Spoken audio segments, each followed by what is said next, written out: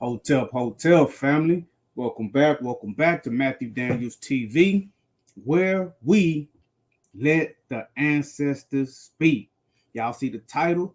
I have a very interesting video for you guys today. As always, this is going to be chock full of interesting information that you can't find. Well, I'm not going to say that you can't find, but information that it will be hard to find anywhere else on the internet. But I can guarantee that no one on YouTube is giving you this information like myself.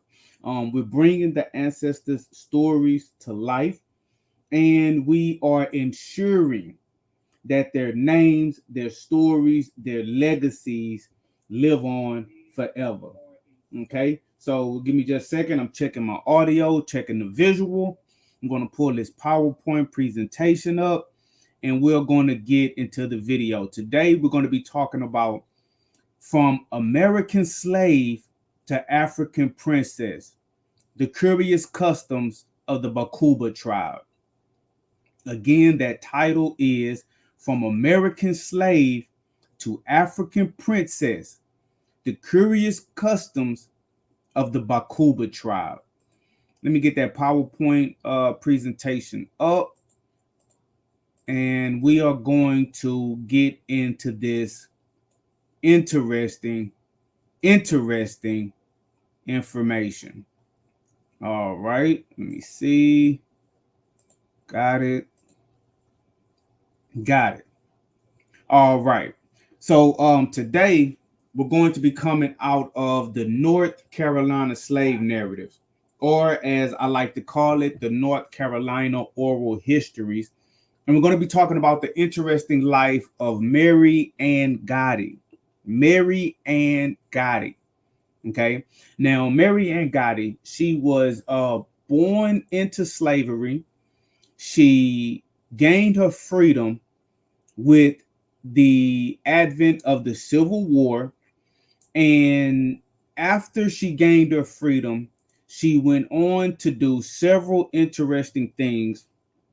Amongst them, she married a gentleman claiming to be an African prince, and as such, she became an African princess. Now, we're going to be looking at her life story as told by herself in the North Carolina slave narratives, aka oral history, and we're going to be looking at a few aspects of history to give more cultural context to her narrative. As you come in the building, if you haven't already, make sure you subscribe to the channel, hit that like button, and make sure you hit that little notification bell so that you can be notified whenever we go live. So we're going to be looking at the interesting life of Mary Anngady, from American slave to African princess. Now,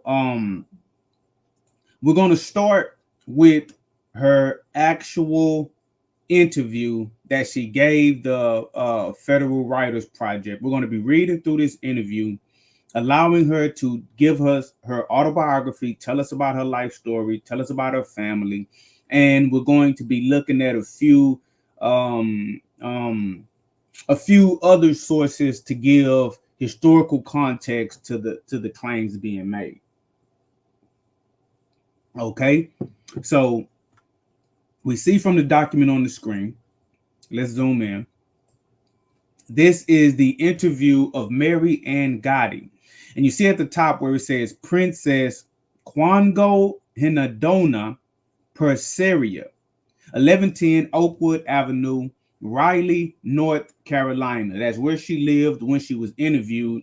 And that title, Princess Kwango Hinadona Perseria, I don't want to give too much information on that now, because that's what we're going to talk about when we discuss how she became an African princess. So I want to actually build up to that. But that was her title / name as an African princess. Okay, so she says, I was 18 years old in 1875, but I wanted to get married, so I gave my age as 19. I wish I could recall some of the old days when I was with my missus in Orange County, playing with my brothers and other slave children.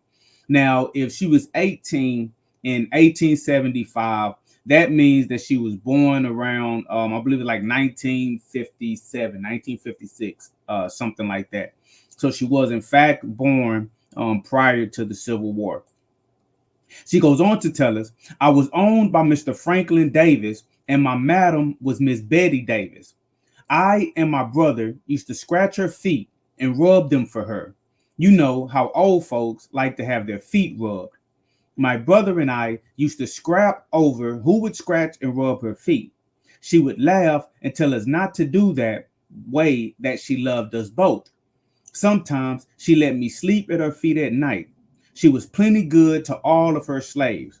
Now, that Franklin Davis and Betty Davis, um, I can't confirm it 100%, but it's highly likely that they were relatives of Jefferson Davis, the same Jefferson Davis who was the president of the Confederacy. Remember, when the United States had the Civil War, the country basically broke into two factions. You had the North and the South. And for all intents and purposes on the ground, the nation was split into two distinct countries. Okay. The Confederacy was claiming to be its own country with its breakaway states. And the Union um, only looked at the Confederacy as states in rebellion. They never recognized the Confederacy as its own country, which is why President Abraham Lincoln made statements about saving the union of all the states, the Union, the United States of America, all of these states under one banner, under one government. But from the eyes of the Confederacy, they had broken away and they were their own country. And so, as such, they recognized their own government as opposed to the government in the North. They did not recognize Abraham Lincoln as their president. They recognized a man named Jefferson Davis as their president. And since the Confederacy lost the war, there was only one president of the Confederacy. Now, he was a slave owner. Many of his family members were slave owners. So it is highly probable that this Franklin Davis and this Betty Davis, who owned Mary Anngady, they were members of this Jefferson Davis family, right? So she goes on to say, her daughter Sally taught me my ABCs in Webster's Blueback spelling book. When I learned to spell Baker, Baker, I thought that was something. The next word I felt proud to spell was Shady, shady. The next, Lady, lady. I would spell them out loud as I picked up chips in the yard to build a fire with. My Mrs. Betty gave me a blueback spelling book. Now, this is odd because, as we know, most of our ancestors were not allowed to read and write. They were not taught how to spell. They were not taught how to read. They were not taught how to write. But this particular ancestor, her life started off differently. And we're going to see some of the reasons why her life may have been different. But she was actually allowed to learn how to read and write. She was given something called the Webster's Blueback spelling book. Now, for those of you who don't know, the vast majority of our ancestors who learned how to read and write after the Civil War, they learned through the Webster's Blueback spelling book. This book was distributed through several states. And from me reading the slave narratives and reading through these oral histories, a lot of our ancestors mentions this Webster's Blueback spelling book. So it's not odd that she would use that particular book, but it is odd that she would be allowed to do this while she was actually still enslaved. But it just goes to show that from the very beginning, her life seemed to have been on a different trajectory, right? She goes on to say, my father was named James Mason, and he belonged to James Mason of Chapel Hill. Mother and I and my four brothers belonged to the same man, and we also lived in the town. I never lived on a farm or plantation in my life. I know nothing about farming. All my people are dead, and I cannot locate any of my master's family if they are living. Master's family consisted of two boys and two girls, Willie, Frank, Lucy, and Sally. Master was a merchant selling general merchandise. I remember eating a lot of brown sugar and candy at his store. Now, this may have something to do with her ability to be taught how to read and write, even as a slave. A lot of our ancestors, they were enslaved to slave owners who owned a lot of property, who owned several acres, and that had, 50, 70, 100, sometimes two, 300 slaves at their disposal. But there was also a class of slave owners who owned, a family, owned one or two slaves, owned five slaves, four slaves, and they didn't have several acres where they were growing crops, tobacco or growing cotton or raising hogs or raising sheep, things like that. They usually had their slaves doing basic housework and tending to their every need. Something like body slaves. They would get them dressed, brush their teeth, comb their hair, bathe them, put their shoes on and off. Whenever they would go somewhere, their individual slave would go with them and, tend to them and cater to their every need while they were out and about. So it appears that the man that owned her, he owned a store. She said that he was a merchant selling general merchandise, and she remembers eating a lot of brown sugar and candy at his store. So we know that he had a store. Most likely the individuals that he had enslaved under him, they did work around this store, without being paid, but sort of like how an employee would do, tend to matters at the store, clean up, stock the shelves, take stuff off the shelves, receive shipments, etc., take out the trash, etc. And they would do things, around the house. So this close-knit family structure of the slave master and the slaves in her particular situation is probably what cultivated the type of environment where they allowed her to learn how to read. Look, she goes on to say, my mother was a cook, obviously doing the cooking for the family that owned them. They allowed us a lot of privileges, and it was just one large, happy family with plenty to eat and wear, good sleeping places, and nothing to worry about. They were of the Presbyterian faith, and we slaves attended Sunday school and services at their church. There were about 12 slaves on the lot. The houses for slaves were built just a little ways back from Master's house on the same lot. The Negro and white children played together, and there was little, if any, difference made in the treatment given a slave child and a white child. I have religious books they gave me. Besides the books they taught me, they drilled in me etiquette of the times and also in courtesy and respect to my superiors until it became a habit and it was perfectly natural for me to be polite. We can imagine that perhaps this ancestor, Mary Anngady, and her entire family would have held a status similar to the quote unquote house Negro, right? When our ancestors were on a plantation. And just something to note, it's almost you almost see that every slave owner had some type of religion. They were some denomination of Christianity.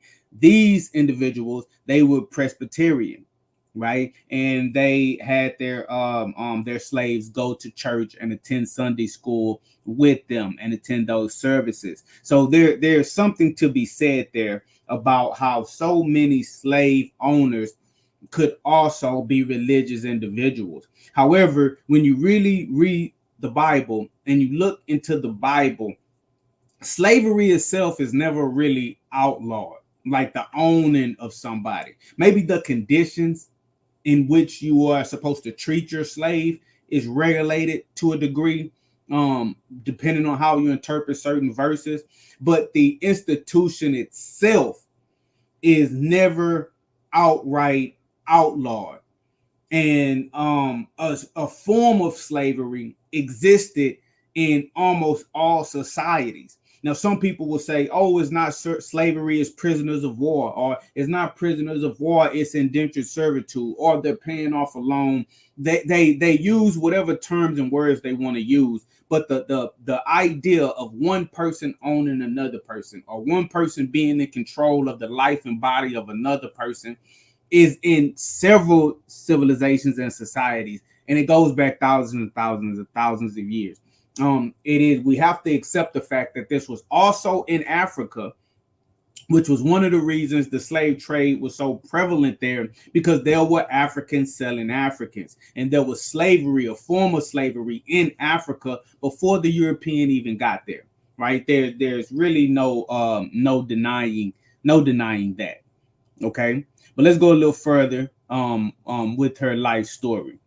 So she says, the first I knew of the Yankees was when I was out in my master's yard picking up chips, and they came along, took my little brother and put him on a horse's back and carried him uptown.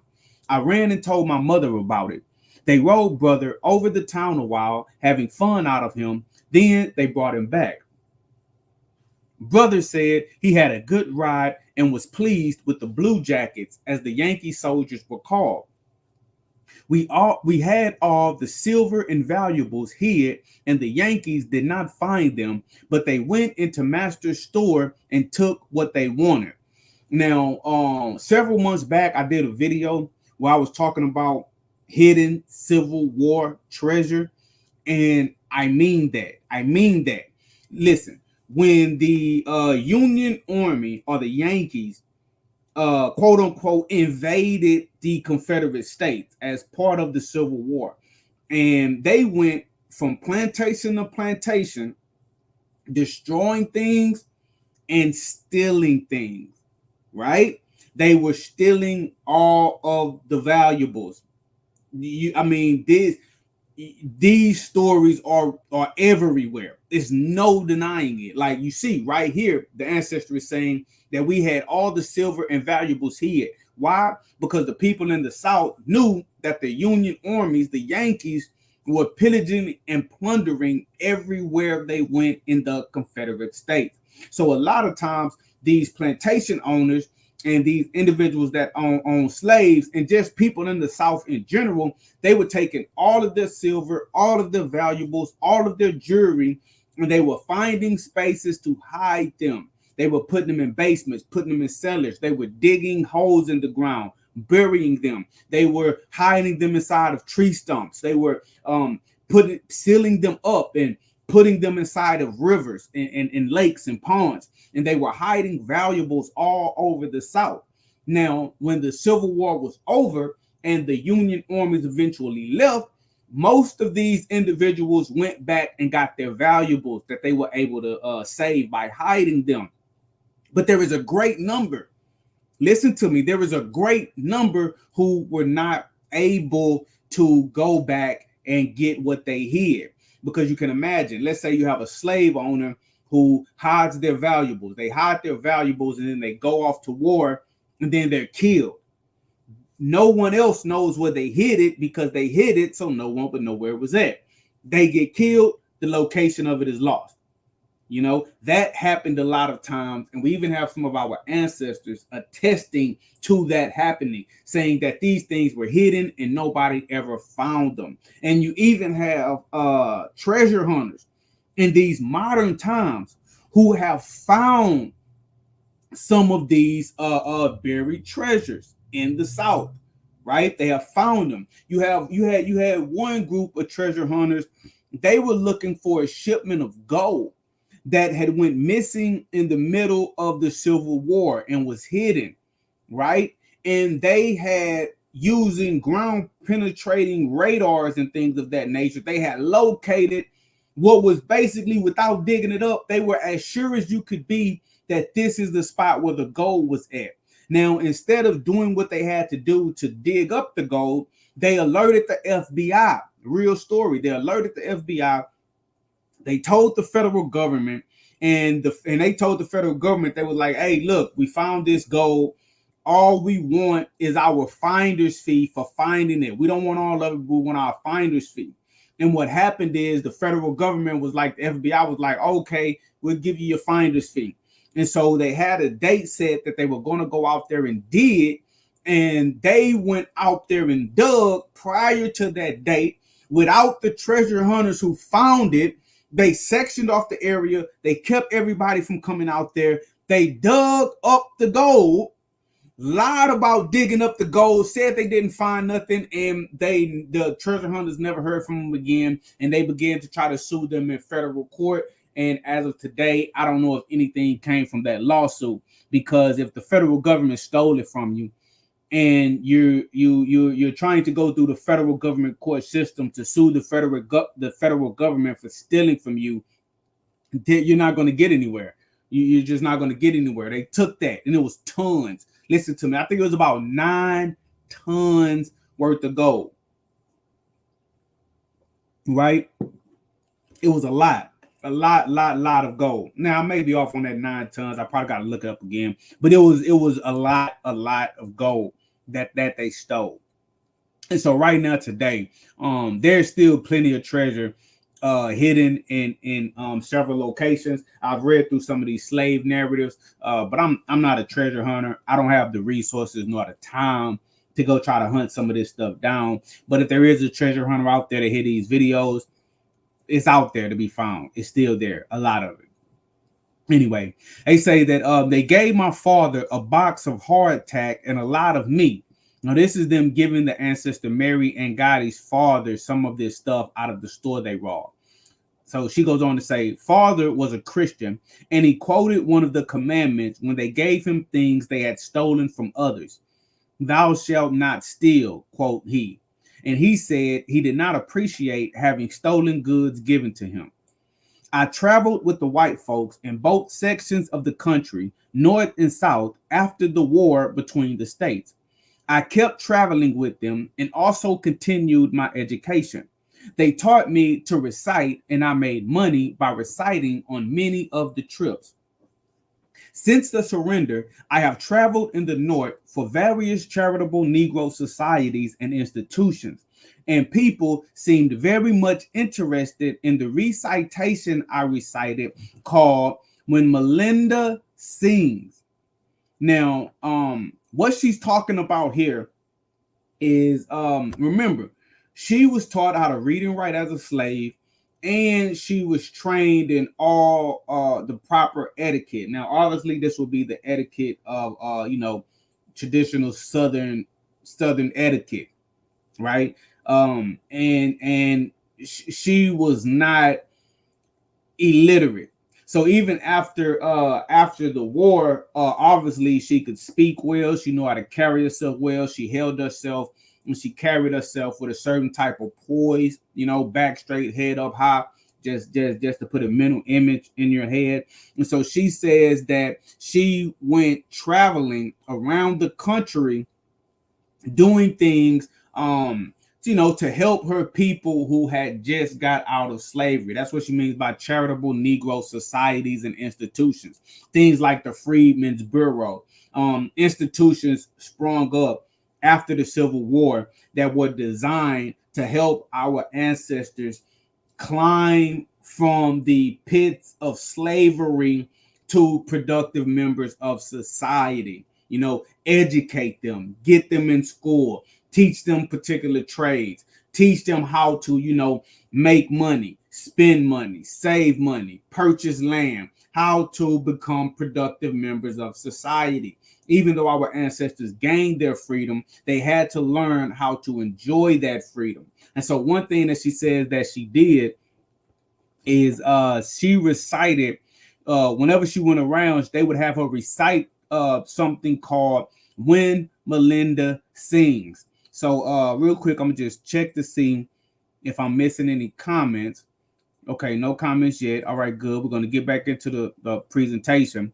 Now, what she's talking about, that thing that she was reciting, When Melinda Sings, right? That's interesting as well. because what she's talking about is a poem, right?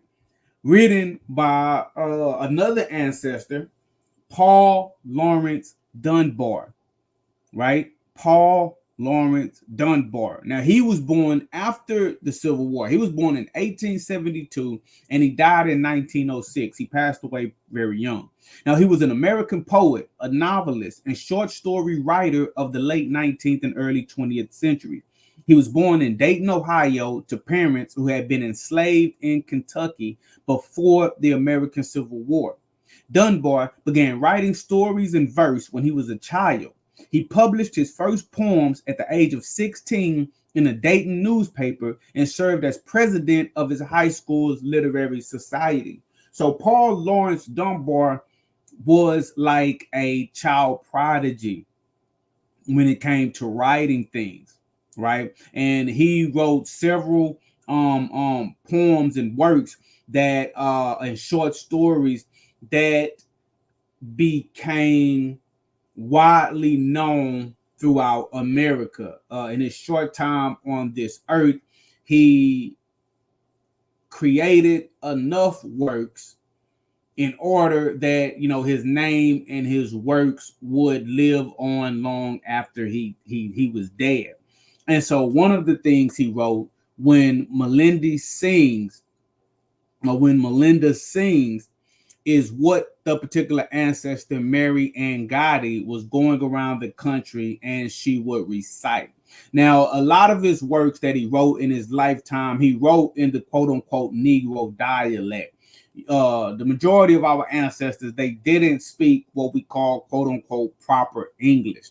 Most of us don't speak quote unquote proper English right now today.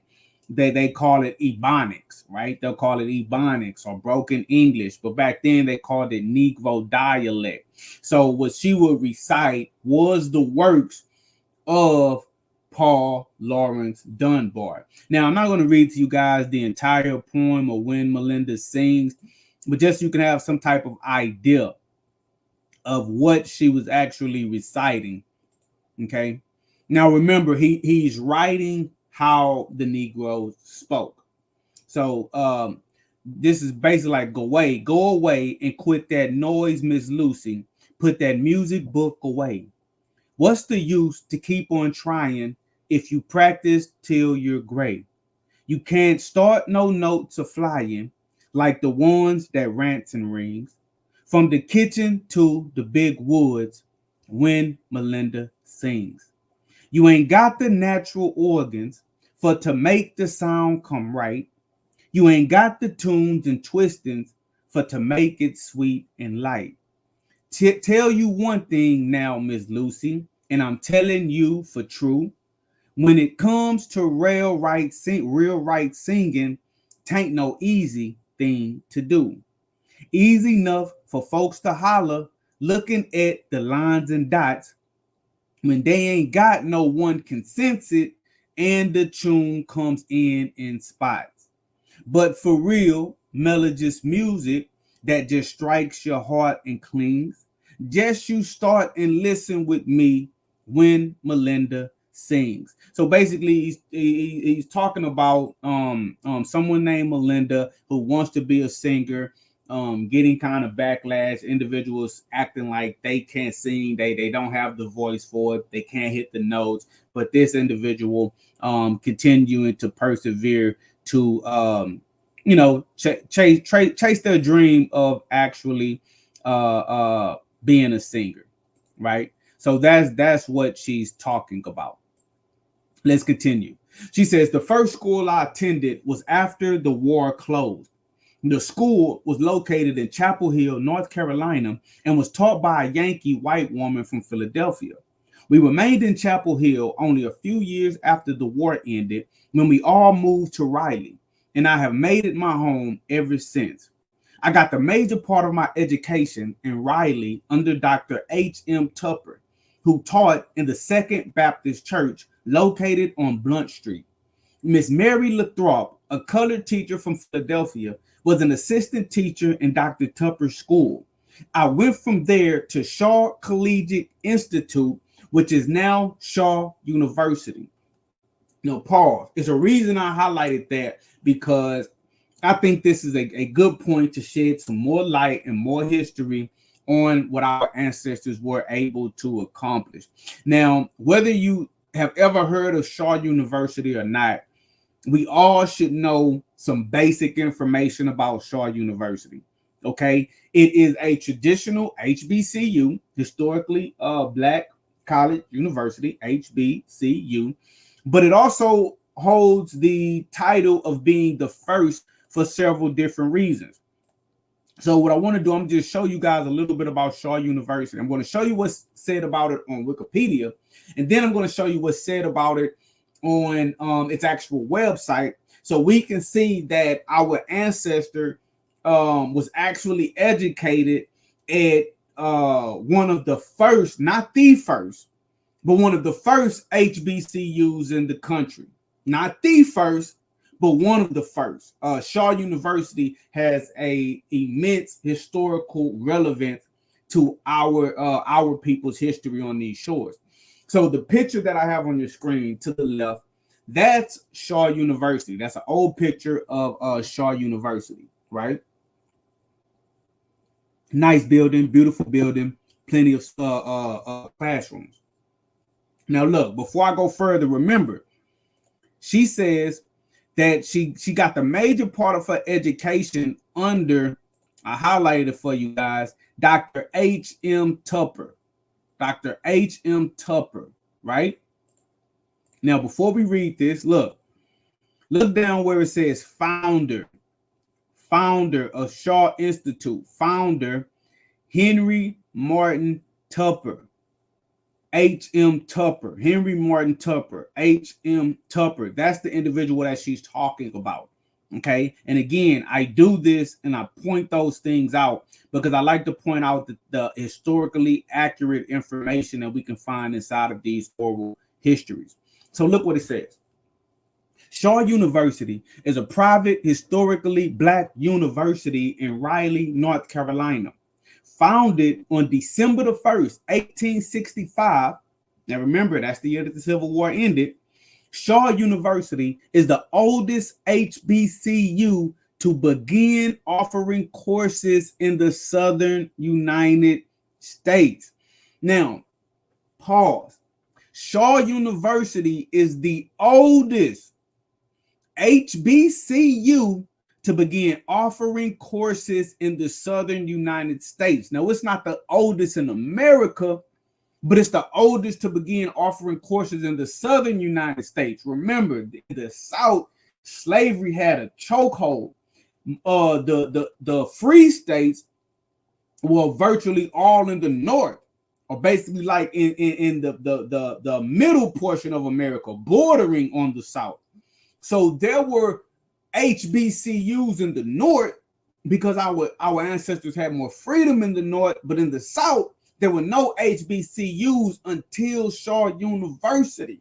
And the ancestor that we're learning about today actually went to this university and got the majority of her education. Look, they say the school had its origin in the formation of a theological class of freedmen in the Guion Hotel. Whenever you see the term freedmen, they're talking about our ancestors. The freedmen, the freedmen. You hear about the Freedmen's Bureau. Now, they worked hand in hand with the white population, but we're talking about our ancestors when we talk about the freedmen. They put, after the end of the Civil War and really before, they put in a lot of work for our ancestors. There were always the element of the free African American or the free Negro, as they were known in those days. There was always the element of the free Negro doing things to help their brothers who were still enslaved. Okay, look, the following year, it moved to a large wooden building at the corner of Blunt and Cabarrus Street in Raleigh, where it continued as the Raleigh Institute until 1870. In 1870, the school moved to its current location on the former property of Confederate General Barringer, and changed its name to the Shaw Collegiate Institute in honor of Elijah Shaw. In 1875, the school was officially chartered with the state of North Carolina as Shaw University. So the Shaw Collegiate Institute is Shaw University. Let's back up a little bit. The ancestor says, look at the highlighted portion. I went from there to Shaw Collegiate Institute, which is now Shaw University. Again, the ancestor is giving us accurate historical information that we can take to the bank. And so they go on to give us just some more history about Shaw University. Let's zoom in. Let's zoom in on that. Look, we can see pro on top of this what are these things called? Like coat of, it's like a coat of arms, but I don't know if you'll call it a coat of arms for a university. But this is what coat of arms look like. Just you can zoom in and see the imagery on that. Universities, Shawnesses. We got a Latin version of Shaw Universities. We got the years 1865 when it was officially founded. But and I'm gonna be honest with you guys, I never heard of Shaw University until I was doing the research for this video right here. When I was researching the life of Mary Anngady, I never heard of Shaw University. So I'm pretty sure there's some individuals out there that never heard of Shaw University either. So let's go to the actual website for Shaw University and let's look at a few more reasons why we should know about Shaw University. Let's look at where it says not Bible School Beginnings. We already read that. Where it says groundbreaking growth. Let's just go down to there. As Shaw grew, the university's vision for Black higher education expanded, leading to a series of firsts. The first HBCU to welcome women students. Pause.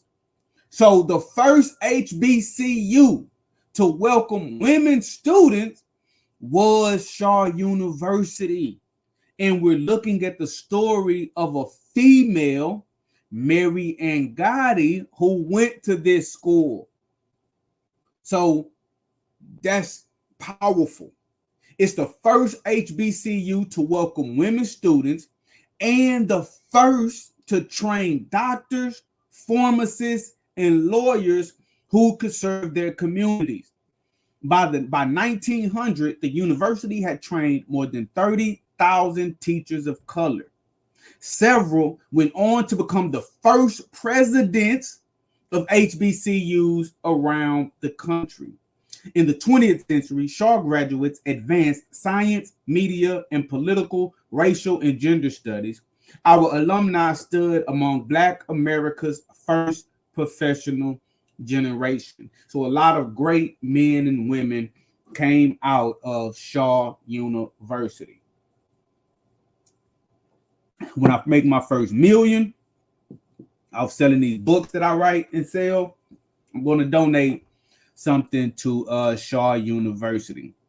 Okay. But let's get on with the story. So then she says, I married Aaron Stallings of Warren, North Carolina while at Shaw. So while she was at Shaw University, she marries her first wife, a man named Aaron Stallings.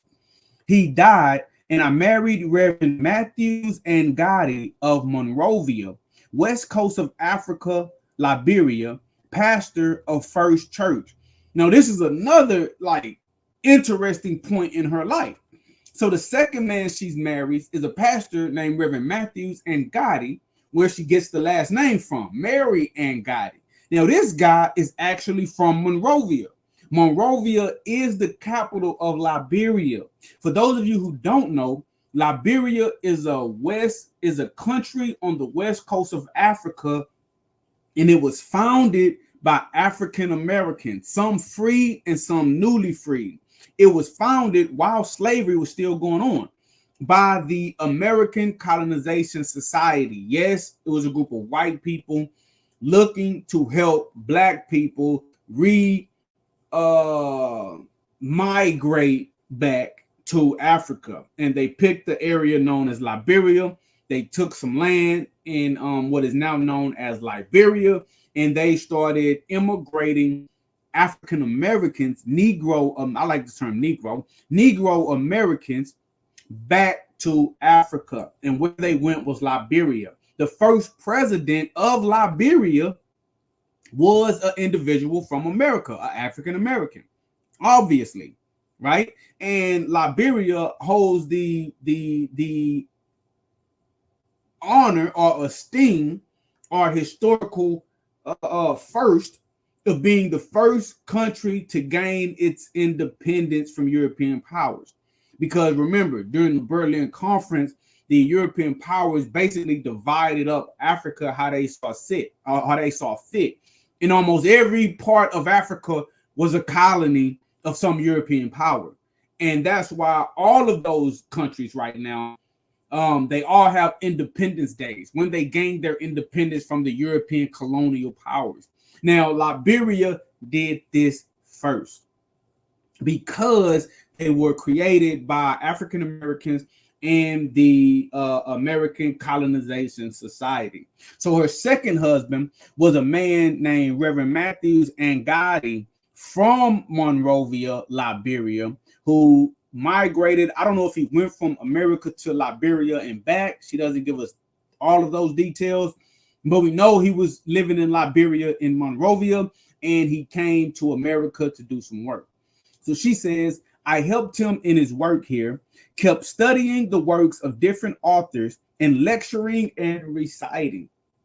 My husband, the Reverend Matthews Anngady, died, and I gave a lot of my time to the cause of charity. And while on a lecture tour of Massachusetts, in the interest of this feature of colored welfare for Richmond, Virginia, the most colorful incident of my eventful life happened. So what was the most colorful incident of her eventful life? It is the reason for this video. She says, when I met Juango Hinandona Perseria, an Abyssinian prince who was traveling and lecturing on the customs of his country and the habits of its people. So remember, in the beginning, I told you we would get to this, where it says her name right here. Mary Anngady, Princess Juango Hinandona Perseria, right? She took on that name because after she married Aaron Shillings and he passed away, she married Reverend Matthew Reverend Matthews Anngady. He passed away. She was back on the lecture circuit, going around the country, doing lectures, performing charity, reciting, studying different authors, and she met a man who claimed to be an Abyssinian prince named Juango Hinandona Perseria. Now, Abyssinia, most people may not be familiar with that term, because as of today, there's really no place called Abyssinia. But when you hear the word Abyssinia, what they're basically talking about is an area in the country that we're calling Ethiopia today. So just for general reference, you can do a deeper study on Abyssinia, but just for general reference, when you hear the word Abyssinia, think of Ethiopia, right? So this guy is claiming to be a prince from the region of Ethiopia, and he's traveling in America, lecturing on the customs of his country and the habits of its people. Now, as we go further, I don't believe he was from Abyssinia. I do not believe he was from the area of Ethiopia. Now, he may have been, right? He may have been, but I think that was a colorful backstory. And I'm going to show you where I think he was actually from and why I think he was from there. And we're going to talk about why he would say that he was from somewhere else, aka Abyssinia. I believe it was the name. It was just, a catchy name, Abyssinia. people at that time would have known where Abyssinia was, and Ethiopia, Abyssinia was a land that had not been conquered and colonized. So to be from there would, in essence, be from a enigma, mysterious type of place. There were no other Africans from there. Yeah, there were plenty of Africans and descendants of Africans from the west coast of Africa and from Central Africa, because that's where the majority of the slaves were taken from. But to say you were from a place where nobody else could say they were from, it would give you an aura of uniqueness. But so we're going to investigate that claim, but we're also going to allow the ancestors to just tell their story. We're going to look at what they claim themselves. So look, she says, our mutual interest caused our friendship to ripen fast. And when the time of parting came, when each of us had finished our work in Massachusetts, he going back to his home in New York City, and I returning to Richmond, he asked me to correspond with him. So now we know he's from New York City. They just met on the lecture circuit in Massachusetts. So she says, I promised to do so, and our friendship after a year's correspondence became love, and he proposed, and I accepted him. We were married in Raleigh by Reverend J.J. Worlds, pastor of the First Baptist Church, colored. So Reverend J.J. Worlds, he is a colored pastor, a Negro pastor of a significantly historical church, or a historically significant church in Raleigh, North Carolina. Reverend J.J. Worlds is Reverend James J. Worlds. And he was actually the pastor of First Baptist Church on 2 separate occasions. Okay. Now, that particular church is like a historical site in Raleigh, North Carolina, because of its roots. It has ancient roots. Okay. Much like we look at how Shaw University, it has ancient roots in connection with our ancestors coming up from after slavery. First Baptist Church in Raleigh, North Carolina, it does too. The AME Church, it does too. We have a lot of roots right here in America. So look what she says. P.T. Barnum had captured my husband when he was a boy and brought him to America from Abyssinia, educated him, and then sent him back to his native country. He would not stay, and soon he was in America again. He was of the Catholic faith in America, and they conferred the honor of priesthood upon him. But after he married me, this priesthood was taken away, and he joined the Episcopal Church.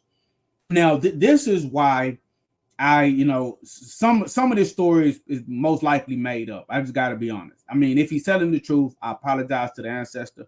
But when he says that he was captured by P.T. Barnum is the guy associated with Barnum and Bailey's circus. He had a lot of acts from around the world that he would go from city to city, state to state, pay people admittance to gain money from these quote unquote freak shows, right? The strong man, the bearded woman, the wolf boys. He would get all of these people with like genetic defects, okay, various mutations, Siamese twins or whatever. And since scientifically a lot of these cases and ailments were not generally known to the public, he would create backstories for these people to make the public think that they were like some kind of superhuman or otherworldly type of people. So when he says that P.T. Barnum had captured him and brought him to America from Abyssinia, my mind immediately tells me that the Abyssinian prince story was made up by P.T. Barnum. Okay, now he very well may have been a prince from Africa, but not from Abyssinia. You get what I'm saying? As in the Abyssinian part, even the prince part maybe could have been made up by P.T. Barnum to sell the act.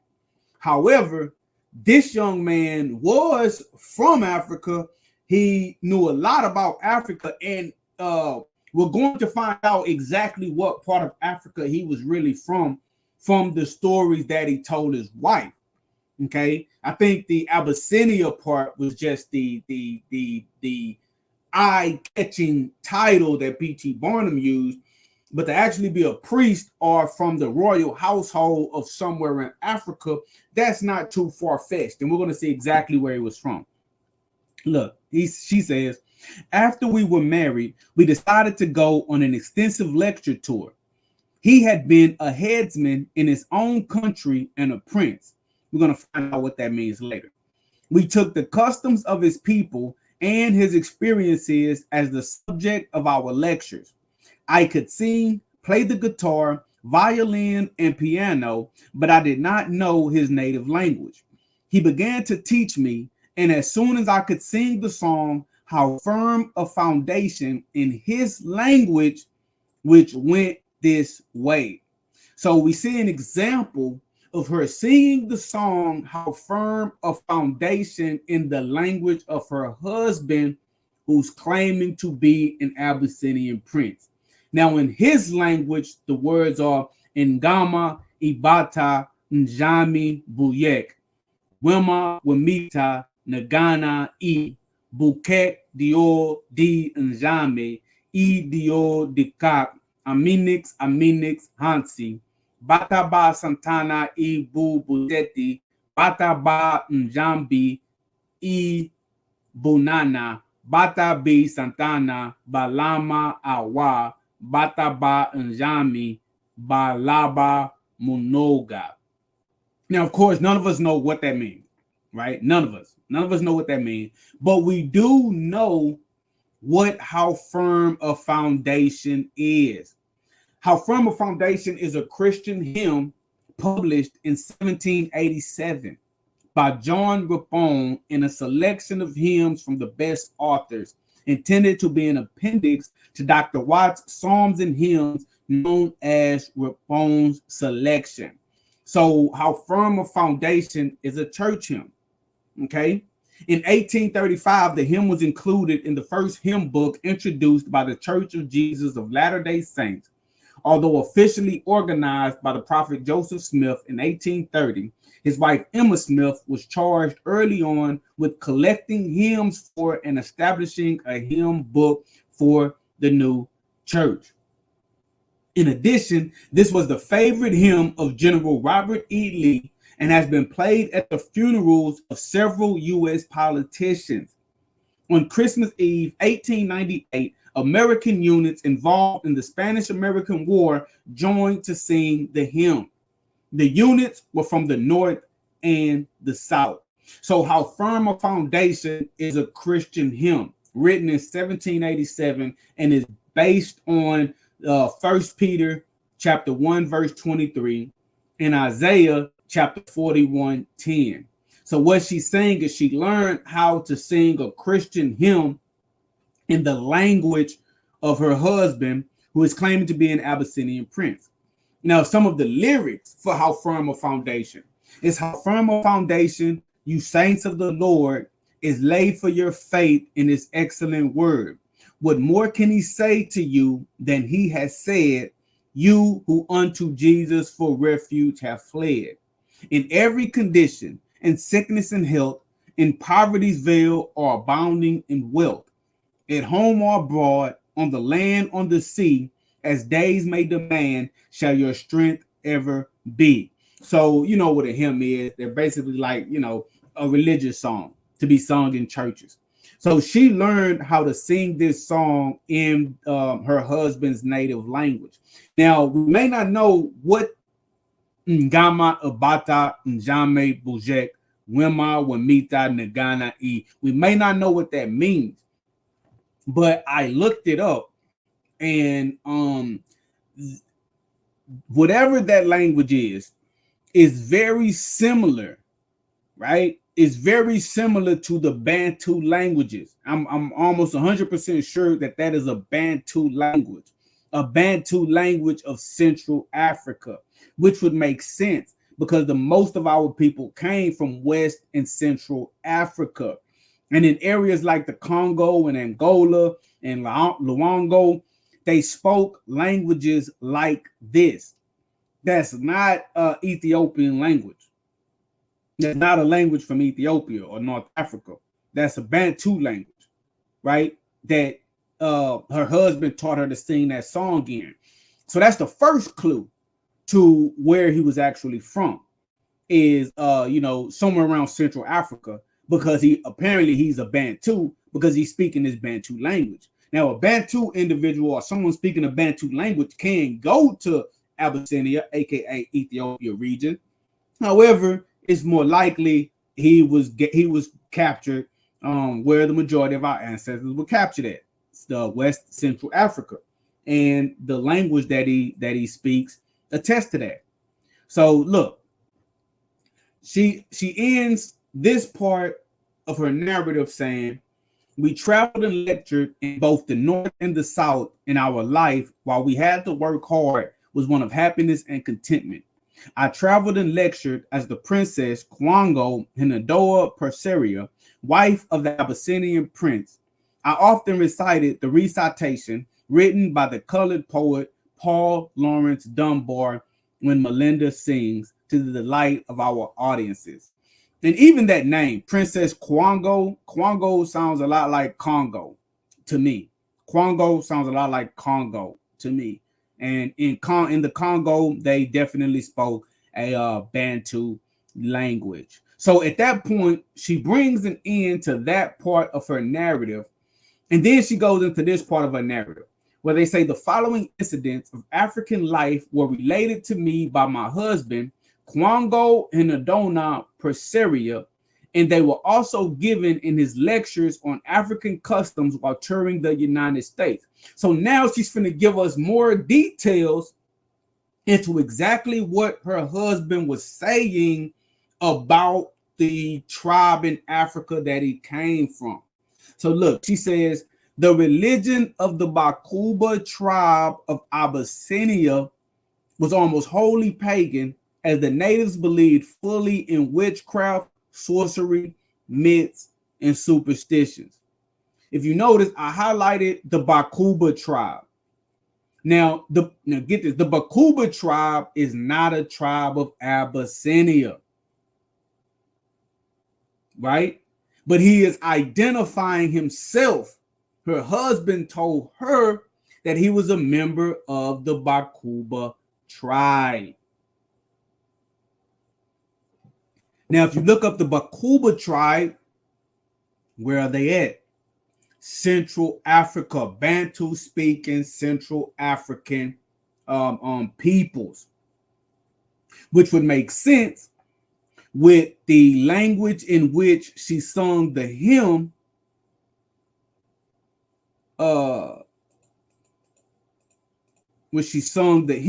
"How Firm a Foundation." The language that she was taught to sing the hymn in is a Bantu language.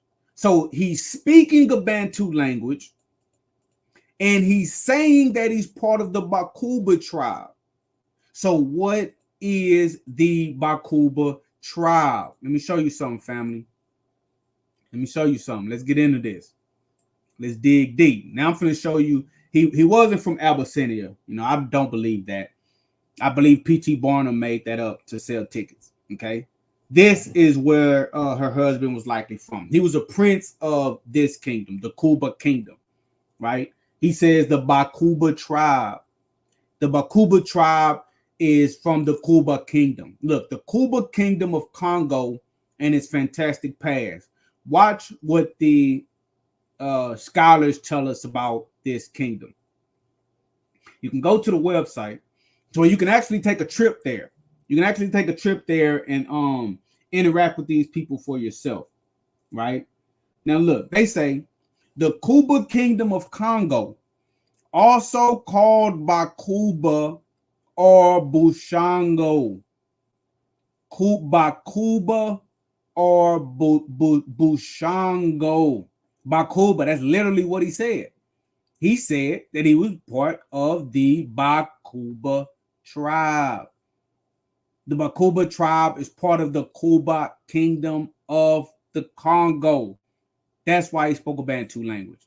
The Kuba Kingdom of Congo, also called Bakuba or Bushango, is in the Kaisai region in the center south of the Democratic Republic of Congo, 2 or 3 days hard journey from Kinshasa, in a setting of fertile land and forests that have always provided them with a privileged posterity.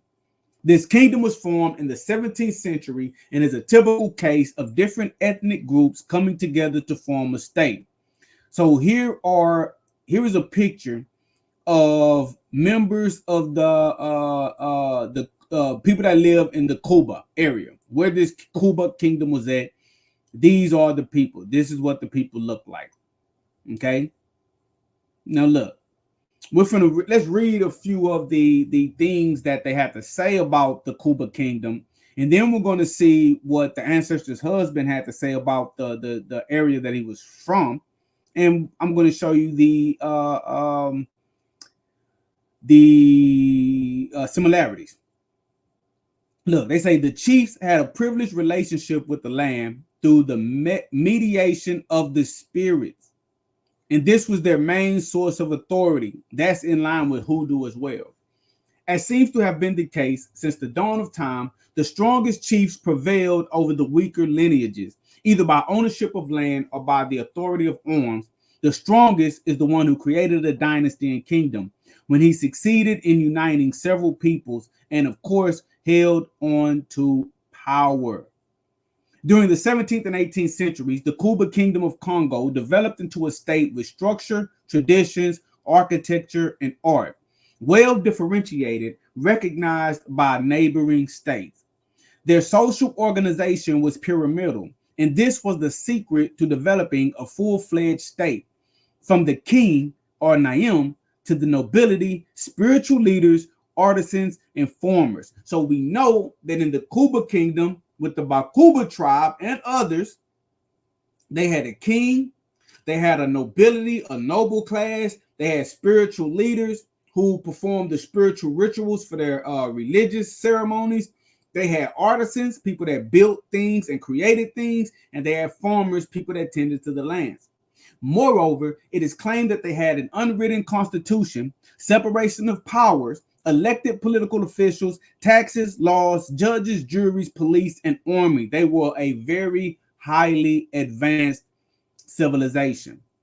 The Kuba kingdom drew on the techniques of its neighbors, for example, the weavings of the Pente and benefited from the new crops brought from America: tobacco, beans, maize, manioc. In other words, they were nourished by other peoples and embraced the novelties, but they always went further, seeking perfection. So they had incorporated into their crops things from the Americas: tobacco, beans, maize, manioc. So there is obviously an exchange of ideas going on from this kingdom to the Americas, from the Americas to that kingdom, showing some type of connection between the two, which could have resulted in the ancestor's husband coming from this area to the Americas and marrying ancestor Mary Anngady, right?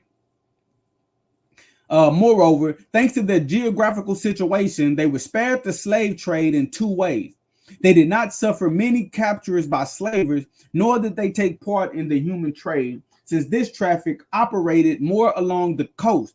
In other words, they remained happily isolated for a long time, so not many individuals were enslaved from that region, right? Again, this guy, if he was from there, which I believe he was, would have been like a novelty. But instead of saying he was from Central Africa, the Cuba, nobody know what the Cuba is. Nobody know what the Bakuba is. But if you say Abyssinia, you got people in America that name would resonate with them, and they would buy tickets. Instead of saying he's a prince of Cuba, he's a prince of Abyssinia. You help to sell tickets. Here's another picture. Now, look, I want to just scroll down to some of the ways in which they describe their some of their religious ways, and then we're going to get back to the oral histories. Just scrolling slow so you can see some of these pictures.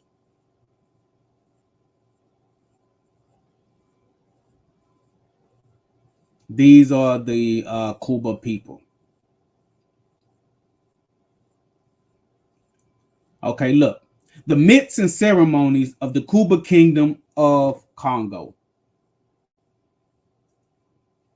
According to oral tradition, the creator god Umbombo was alone, submerged in the water in complete darkness. One day he got sick. He vomited out of it, and out of it came the sun. With it came the light, and the water evaporated, giving rise to the earth. Mumbombo vomited again and thereby created the moon, the stars, and the planets. He divided the day into 12 hours of light and 12 hours of night. With each vomit, he created something new on earth until he created Woot, a supernatural being who turned out to be the first human. He brought civilization to earth. The inhabitants of the Kuba kingdom are also known as the sons of Woot, and their kings are the reincarnation of this hero. Now, rituals. The Kuba beliefs and worldwide include rituals and masks, sculptures, and music made with their own instruments play an important role. One of the most interesting celebrations is the initiation or rite of passage from child to adulthood. So when they perform their rituals, they dress up, they use masks, they get in circles, they dance, and they play music. Remember that. All of that is going to be important. The inhabitants of the Kuba kingdom believe in the reincarnation of good people. Bad people stay in limbo or the spirit world for eternity. Look at this. Wizards are truly powerful men who move between the earthly and spiritual worlds. They lead all ceremonies and are distinguished from the others because they carry gourds containing a magical liquid. With their ointments, they are able to treat illnesses and have the power of divination to find out the causes of evil. For divination, they use wooden carvings of dogs, which can also be good luck fetishes for hunting. So the wizards or the witch doctors or the sorcerers or the priests, they are seen as powerful, and they can move between the earthly realm and the spiritual realm. And they are distinguished, please remember this, they are distinguished because they carry gourds containing a magical liquid. Now, a gourd is like it's either a fruit or a vegetable. I can't really remember, but it grows on a tree. It grows on a tree. They hollow it out and they use it as a container. Right? You see it on the chest of these individuals right here. They're painted with different patterns, but these are gourds hanging from their chest with things inside of it. Look, they say two sorcerers or witches with their gourds hanging around their necks in Kuba of Congo. So we know that in this region, the sorcerers or the priests or the wizards or witches, whatever you want to call them, the holy men, they have a special significance in the society. They are held higher than the average person. They carry gourds containing a magical liquid that they use for divination purposes and that they use to communicate with the spirit world. They also have ointments that they use to treat illnesses. They have the power of divination to find out the causes of evil, and they also have things that can bring individuals good luck. Now, all of these are aspects found in hoodoo. Remember, hoodoo is a mixture of African spirituality and Abrahamic faiths like Christianity, Islam, Judaism, and it is twisted to adopt to American life, right? Now, check this out. Now that we know some things about the Kuba kingdom, I'm going to show you how I pretty much know for a fact in my own mind that her husband was not from Abyssinia. He was from the Kuba kingdom, right? Look, now she's telling us things that her husband said.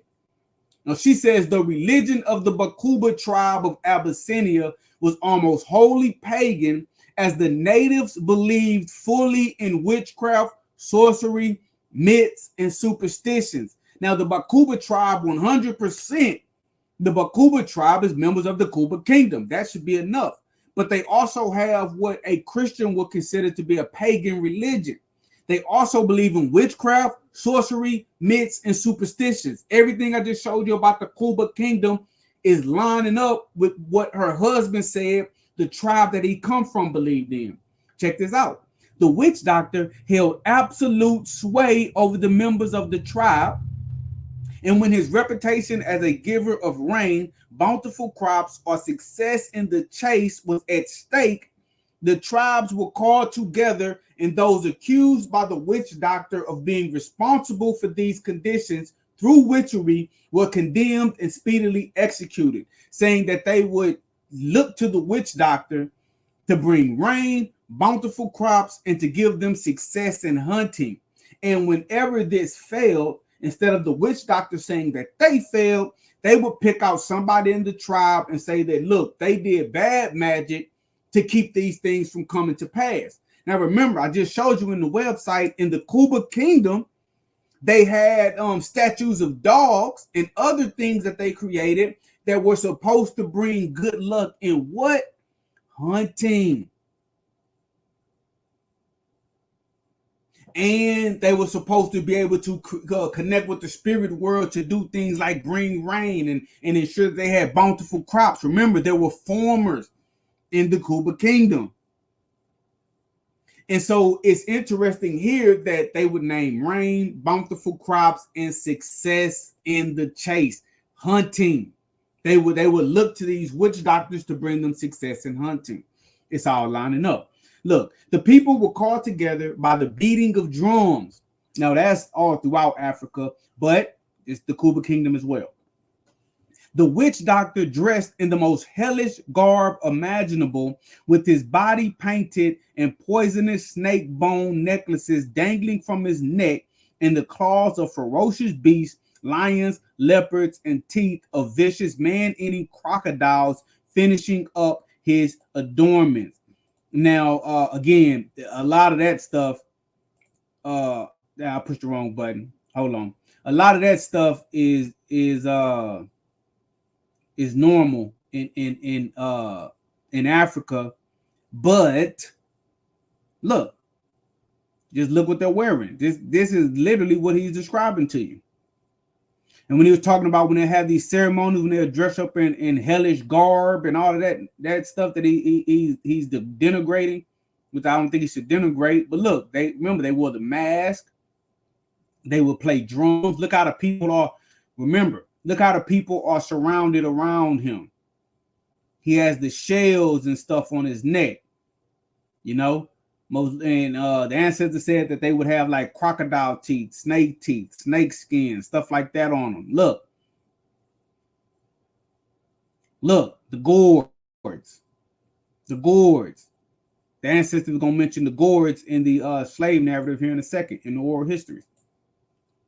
You know, and so he says, man-eating crocodiles finishing up his adornments, sat in the middle of a court surrounded by the members of the tribe. So now they're talking about whenever they assume that someone did bad magic to repel the good magic of the witch doctor who was trying to bring rain or a successful harvest, in order to figure out which tribe member did the bad magic or the bad conjuring, they would have the people surround them in the middle of the court.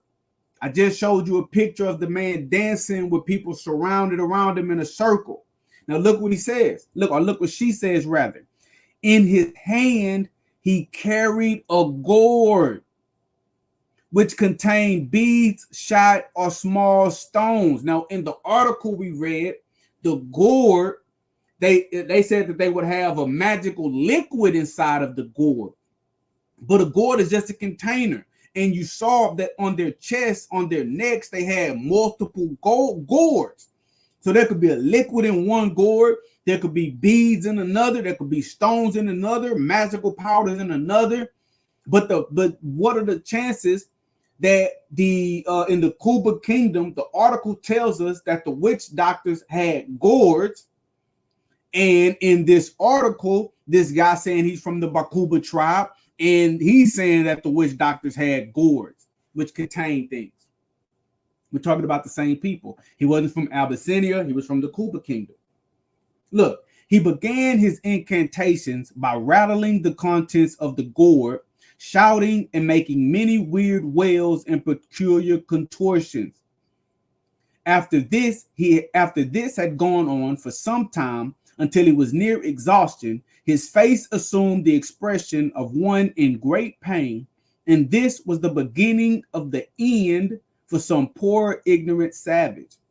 He squirmed and turned in different directions with his eyes fixed with a set stare as if in expectancy, when suddenly his gaze would be fixed on some member of the tribe and his finger pointed directly at him. The victim was at once seized and bound, the doctor's gaze never leaving him until this was done. If one victim appeased his nervous fervor, the trial was over. But if his wrought up feelings desired more, his screechings continued until a second victim was secured.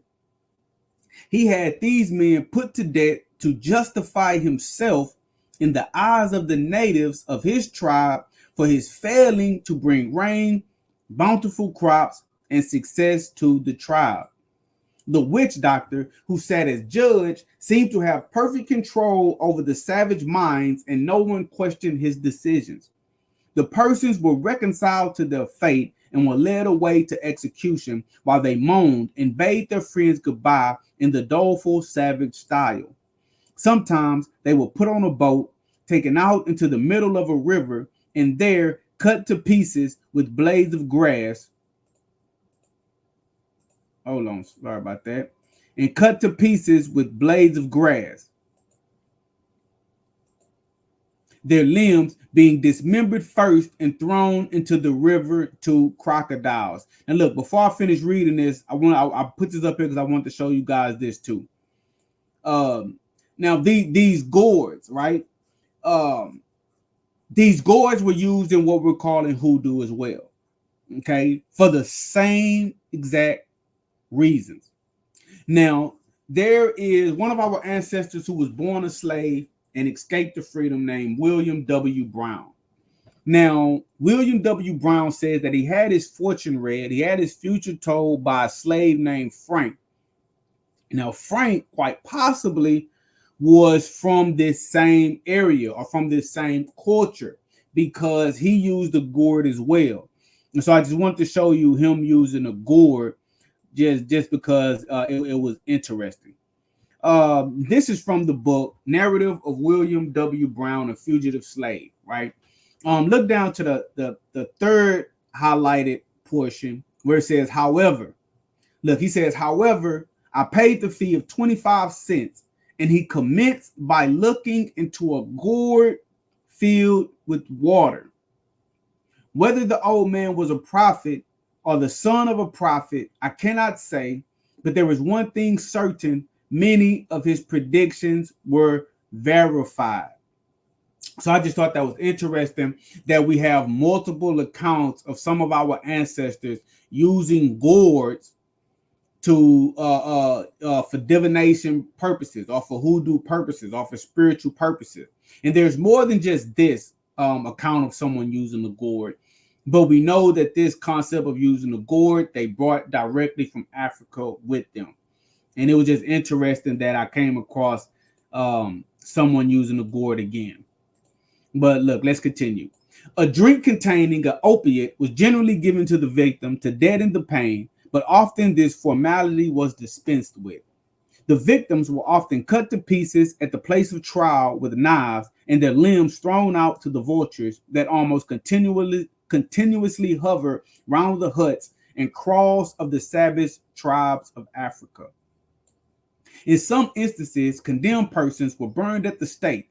This form of execution is meted out at some of the religious dances or festivities to some of their pagan gods to atone and drive away the evil spirits that have caused pestilences to come upon the people. The victims at these times are tortured in truly savage fashion, being burned to death by degrees, while the other members of the tribe dance around and go wild with religious fervor, calling to their gods, while the victim screeches with pain and is slowly approaching death throes. Young girls, women, boys, and men are often accused of witchcraft. One method they used of telling whether the victim accused was innocent or guilty was to give them a liquid poison made from the juice of several poisonous plants. If they could drink it and live, they were innocent. If they died, they were guilty. In most cases, death was almost instantaneous. Some vomited the poison from their stomachs and lived. The Bakubas, he's adamant about he's a Bakuba. The Bakubas sometimes resorted to cannibalism, and my husband told me of a Bakuba girl who ate her own mother. Once a snake bit a man, and he had once called the witch doctor. The snake was a poisonous one, and the man bitten was in great pain. The witch doctor whooped and went through several chants, but the man got worse instead of better. The witch doctor then told the man that his wife made the snake bite him by witchery and that she should die for the act. The natives gathered at once in response to the witch doctor's call, and the woman was executed at once. The man bitten by the snake finally died, but the witch doctor had shifted the responsibility of his failure to help the man to his wife who had been beheaded. The witch doctor had justified himself, and the incident was closed. The tribe, ruled by a king, has two or more absolute rules. The king's word is law, and he has power to condemn any subject to death at any time without trial. Now, we also saw this on the website that was the source that was talking about the Kuba kingdom. Now, this is generally the case with any king anywhere, but again, we're pointing out the similarities to show why I think this guy was a prince or a nobility in the Kuba kingdom, as opposed to being an Abyssinian prince. He says, if he, the king, becomes angry or offended with any of his wives, a nod and word to his bodyguard, and the woman is led to execution. Any person of the tribe is subject to the king's will, with the exception of the witch doctor. Executions of a different nature than the ones described above are common occurrences. For general crimes, the culprit, after being condemned to death, is placed in a chair shaped very much like the electric chairs used in American prisons in taking the lives of the condemned. He is then tied firmly to a chair with thongs. A pole made of a green sapling is firmly implanted in the earth nearby. A thong is placed around the neck of the victim under the chin. The sapling is then bent over, and the other end of the thong tied to the end. He's basically describing how they're strapped down in the chair, and they're tied up to make their heads and their neck extend out, and someone would come up behind them and cut off their heads to actually behead them. Those were the individuals that were condemned to be executed. That's how they would execute them.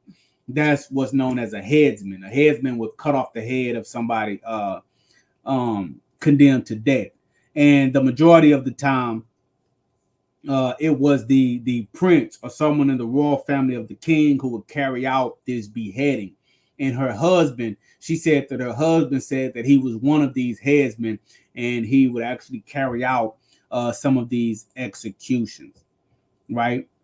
Look, he says the males of the African tribes of savages have very little respect for a woman, but they demand a whole lot of courtesies from their wives. beating them unmercifully when they feel proper respect has not been shown them. The men hunt game and make war on other tribes, and the women do all the work.